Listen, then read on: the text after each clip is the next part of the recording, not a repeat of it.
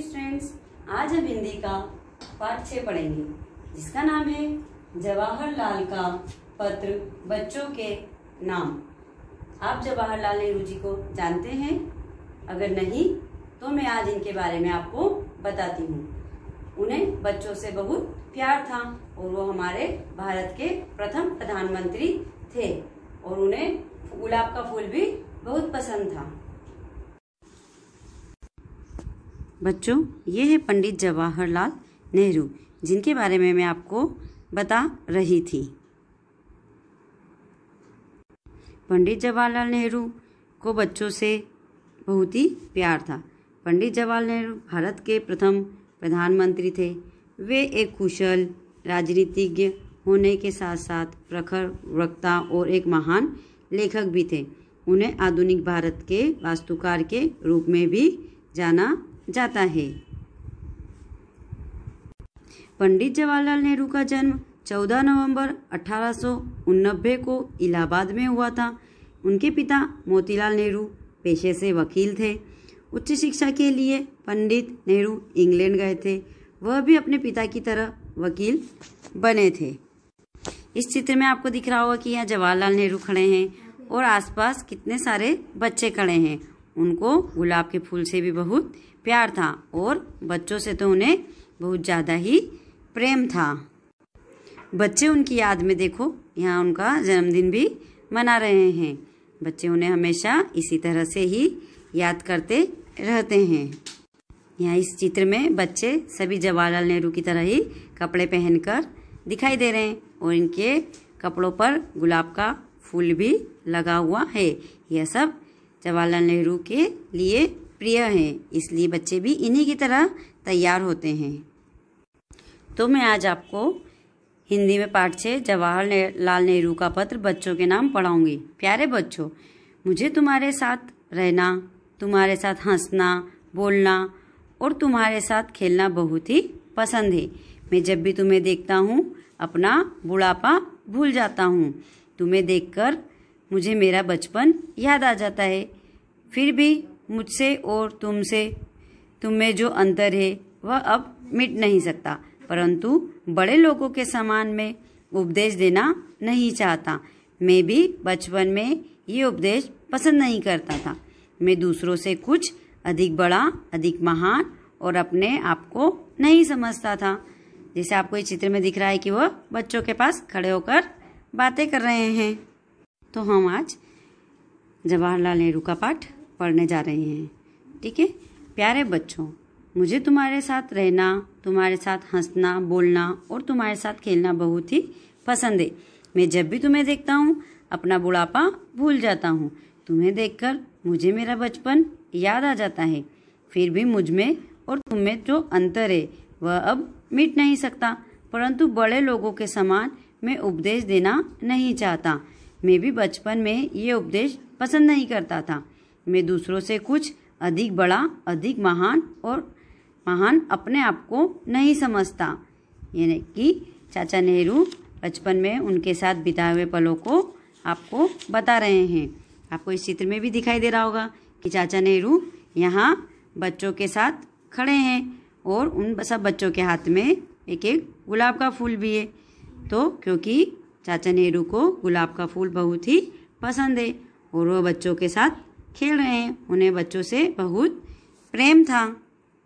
मैं तुम्हारे साथ खेलना चाहता हूँ, तुम्हारी दुनिया में घुल मिलकर रहना चाहता हूँ। मैं तुमसे बोलूँगा तो ऊंची ऊंची पहाड़ियों की, बर्फ से ढकी हुई चोटियों की सुंदर दुनिया, सुंदर खिले हुए फूल, लहलहाते हुए खेत, फूल और फलों से लदे हुए वृक्ष, चमकते हुए सितारे, इन सब के बारे में हमारे आसपास की प्राकृतिक सुंदरता है। पर बड़े लोगों को उसकी तरफ ध्यान देने का समय नहीं है। तो यह सब बातें जवाहरलाल नेहरू का पत्र बच्चों के नाम में कही गई है। क्या तुम किसी फूल को उसके नाम से पहचान सकते हो? किसी पक्षी के गाने की आवाज से उसका नाम बता सकते हो?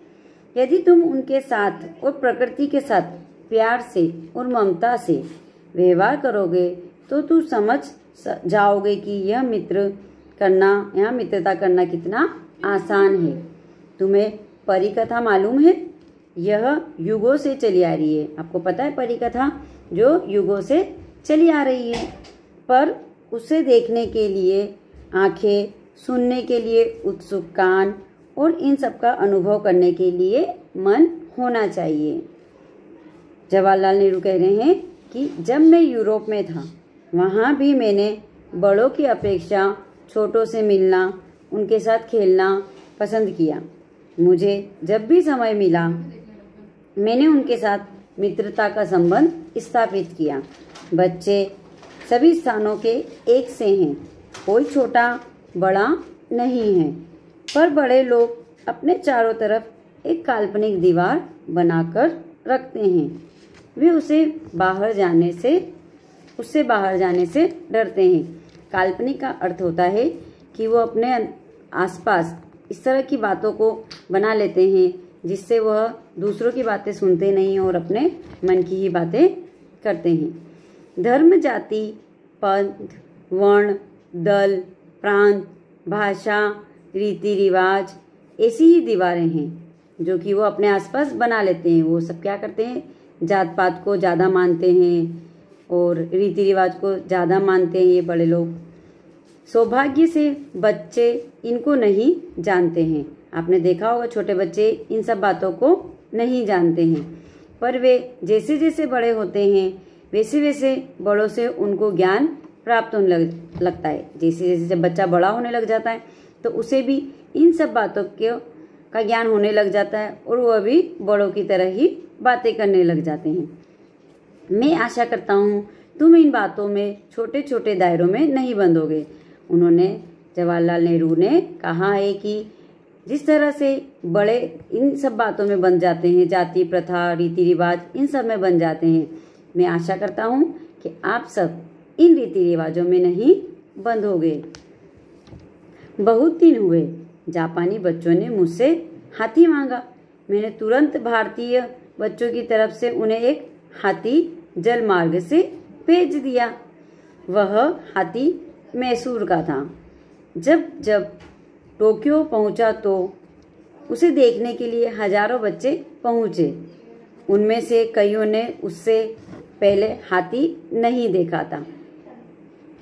वह प्राणी उनकी दृष्टि में भारत का प्रतीक था। उसके द्वारा भारतीय और जापानी बच्चों में मित्रता का भाव पनपा। वे भारत के बारे में विचार करने लगे। हमें भी अन्य देशों के बारे में सोचना चाहिए। दुनिया के सब बच्चे एक से हैं। दुनिया में जो होता है सारे बच्चे कैसे होते हैं? एक जैसे होते हैं। हमें उनके साथ खेलना चाहिए और दोस्ती करनी चाहिए। अपने देश में एक महान नेता का प्रादुर्भाव हुआ है। उस महान नेता का नाम है महात्मा गांधी। पर थे बहुत सीधे साधे। कई बातों में उनका व्यवहार बच्चों जैसा था। उन्हें बच्चे बहुत प्यार करने लगते थे।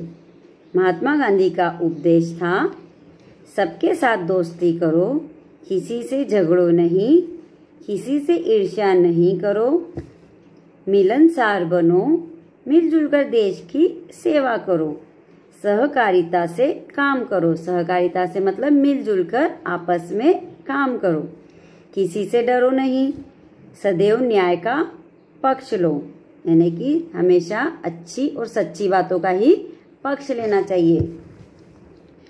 हमारा देश क्या है? हमारा देश महान है। यहाँ राम, कृष्ण, बुद्ध और गांधी जी जैसे महापुरुषों का देश है।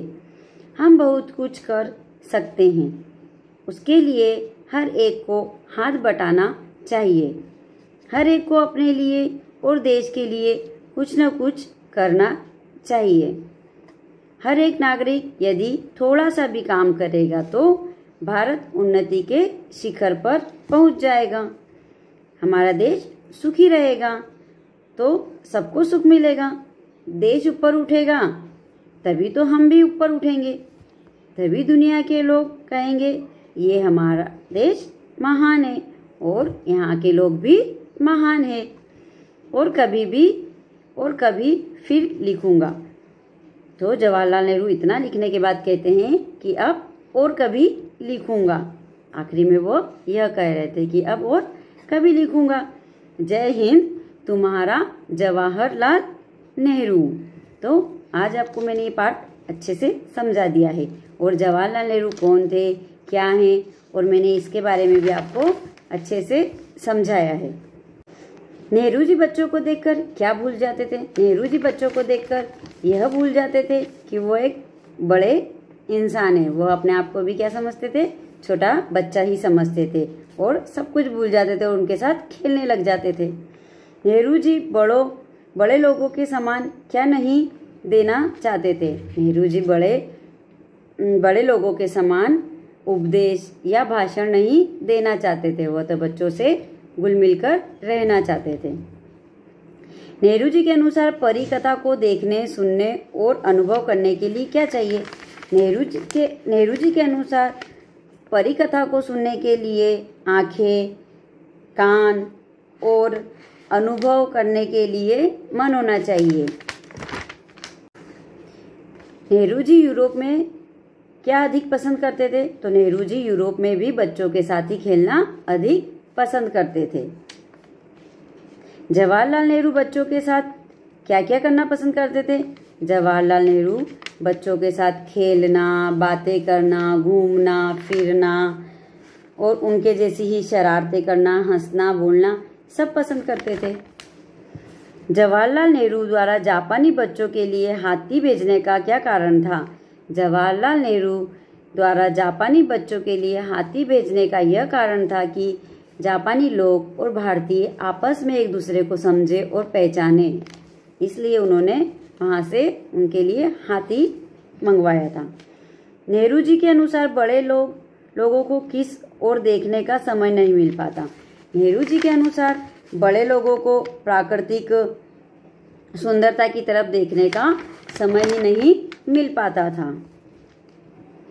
नेहरू जी ने अपने पत्र में महात्मा गांधी के किन उपदेशों को बताया है? नेहरू जी ने अपने पत्र में महात्मा गांधी के यह उपदेशों को बताया गया है कि सबके साथ दोस्ती करो, किसी से भी झगड़ो नहीं, किसी से भी ईर्ष्या मत करो, मिलनसार बनो और एक दूसरे की सेवा करो। यही गांधी जी ने अपने उपदेश में कहा था। नेहरू जी के अनुसार भारत उन्नति के शिखर पर कब पहुंचेगा? नेहरू जी के अनुसार भारत उन्नति के शिखर पर जब पहुंचेगा जब हम एक होकर रहेंगे और अपने देश के लिए कुछ न कुछ अच्छे कार्य करेंगे, तभी हमारा देश महान होगा और यहाँ के लोग भी महान होंगे। तो आज मैंने आपको इस पाठ को अच्छे से समझाया और इसके प्रश्नोत्तर भी आपको एक बार समझा दिए हैं। बच्चों को यह पत्र द्वारा लिखा गया था। किसके द्वारा लिखा गया था बच्चों को यह पत्र? पंडित जवाहरलाल नेहरू जी के द्वारा। जापानी बच्चों ने नेहरू जी से क्या मांगा था? तो जापानी बच्चों ने नेहरू जी से क्या मांगा था? हाथी मांगा था। भारत से हाथी भेजने पर जापानी बच्चों में का भाव पनपा था? जापानी बच्चों में कैसा भाव आ गया था जब हाथी को देखा? तो मित्रता का, कि हम भी भारतीय लोगों से मित्रता करेंगे। तो मैंने आपको ये पाठ अच्छे से समझा दिया है और इसके प्रश्नोत्तर भी आपको अच्छे से समझा दिए हैं। तो आप सब इस वीडियो को ध्यान से देखेंगे, सुनेंगे और समझेंगे। Okay, bye.